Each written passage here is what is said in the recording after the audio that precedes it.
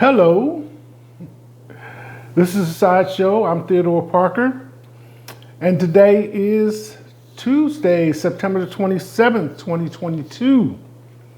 Around here, the temperature is about 51 degrees, feels about 50. Stepped outside earlier when it was around 47. Crisp fall air.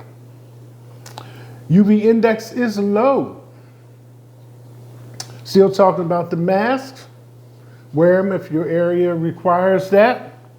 According to the Centers for Disease Control and Prevention, they no longer recommend universal masking in healthcare facilities unless the facilities are in areas of high COVID-19 transmission. Remind you again, if you're watching from Facebook, WhatsApp, or Instagram, share, comment, and share. And if you're watching from YouTube, comment, and subscribe.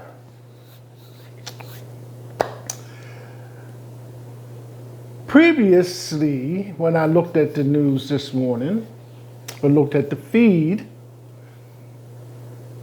top things in the news, changed after 7 a.m. So we'll do it like this. Mark Meadows, White House Chief of Staff, has a book out called The Breach, and there are hundreds of emails and other things in the book that talk about the overturning the 2020 election. This book was obtained by The Guardian in advance of its scheduled publication on Tuesday. The panel says that it was not authorized, so we'll see. In Chicago, a SWAT team was training on the 5th floor.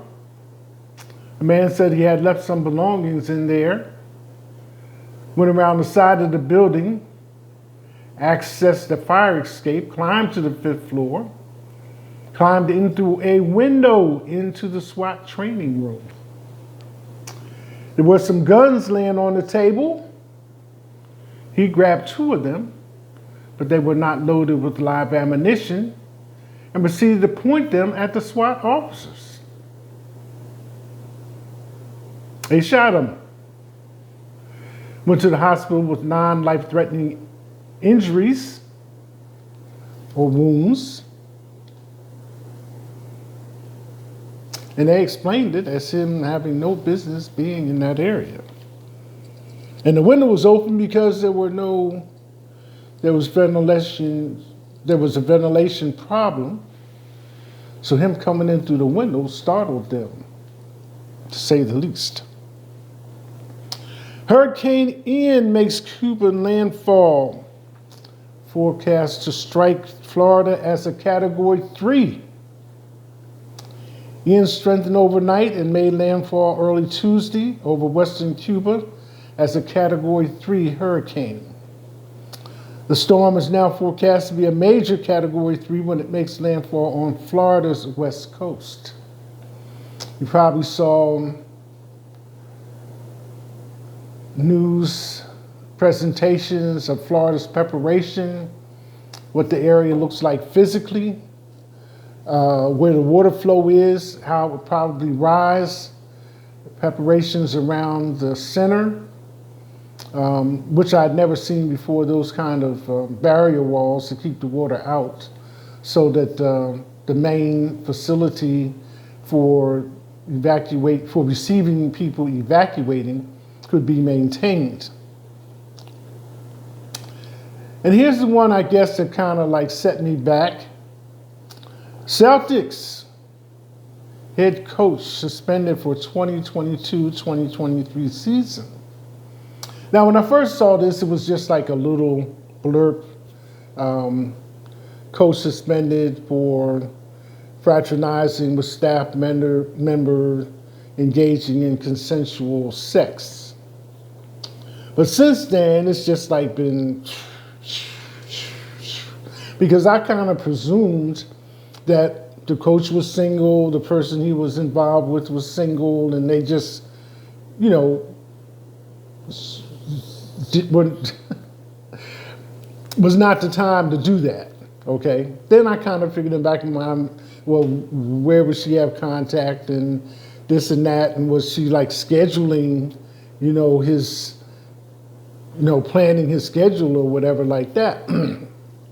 So since then, come to find out, she's married. There may be another married female involved. And he, it was originally stated, was engaged to Nia Long. Now it's saying that he's married to Nia Long. So it just kind of keeps on escalating. So it seems that the way the thing kind of broke out was because there was a conversation that was videotaped, overheard on the doorstep video, you know, security type thing. So it just went on and on and on and on. Talking about judgment of some people, decision-making process and all this. So not only is the coach involved, head coach, there's a woman on the staff involved, a possible second woman involved, married. And then Nia Long, according to the report in the news article, she found out when it was announced on the media. And then to add to kind of like all of this, the Celtics recently, or in their immediate history, have had just unfortunate circumstances when it comes to head coaches. You know, they make it a few games, you know, half a season, and this was the first time that they had a coach that made it a full season. They're division champs, East Coast, and end up going against Golden State, and Golden State became the national champs for the NBA. So it seems like just when their things are kind of opening up for the Celtics, they get into this.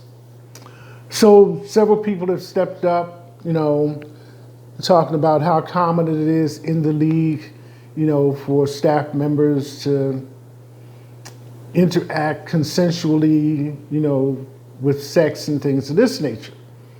But then the same person that said that had to kind of like back up and rescind that comment, because this is a little bit different than two single people working the same job having a consensual relationship. So that's kind of like when I first heard it, I paused because I said, I know it's probably going to be some more come out about this. Because why would you make any fuss at all if it's two grown folks doing what they want to do and nobody's being hurt? So it turns out that there's a lot more people involved than just the coach and the staff member. So that being said, again, it goes back to, you know, hearing about somebody, you know, all kinds of stuff, you know.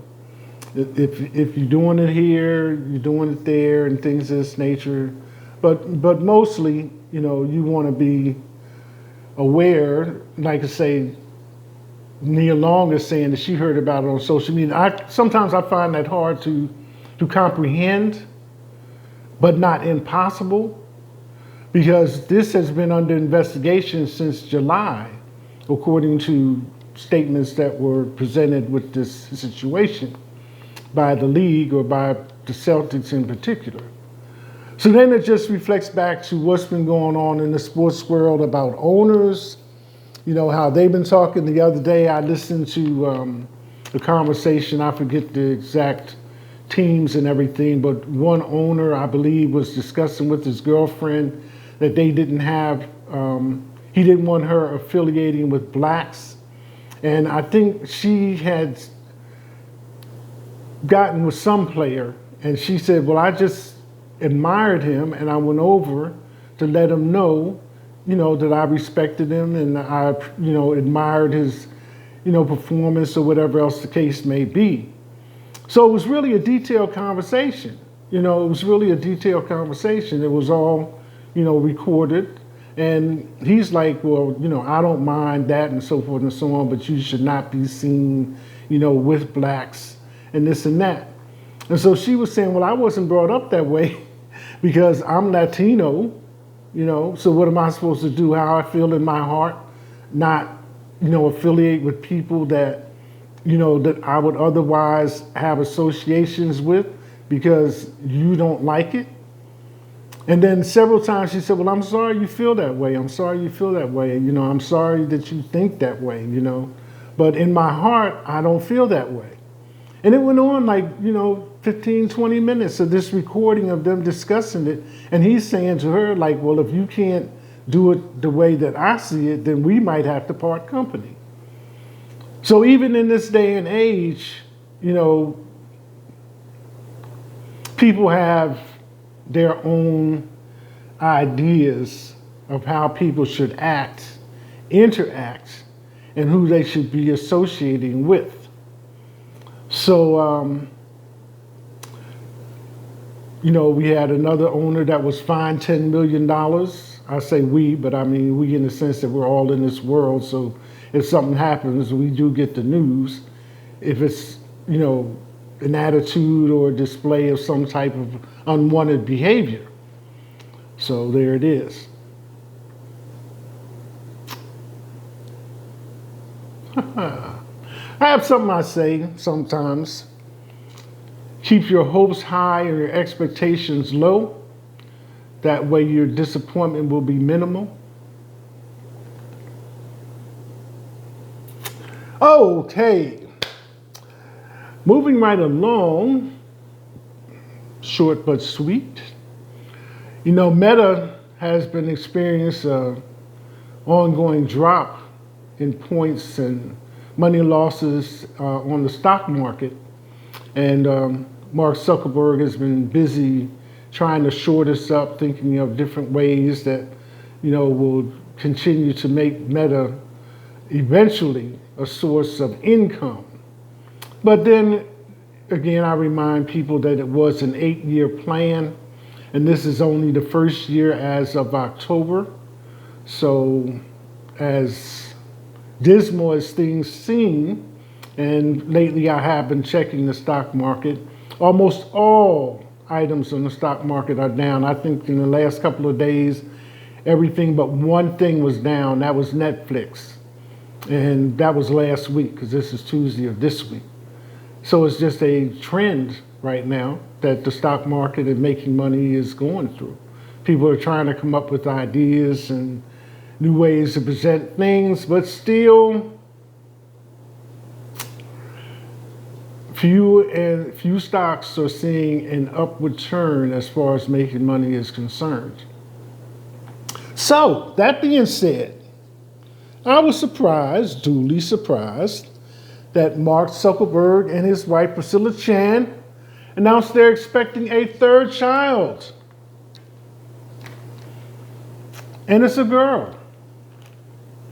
So Max and August, both girls, have time to get ready to welcome their sister.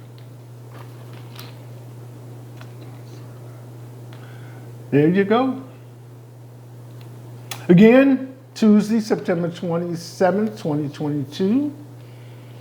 This is a Sideshow. I'm Theodore Parker. That's it. Hashtag.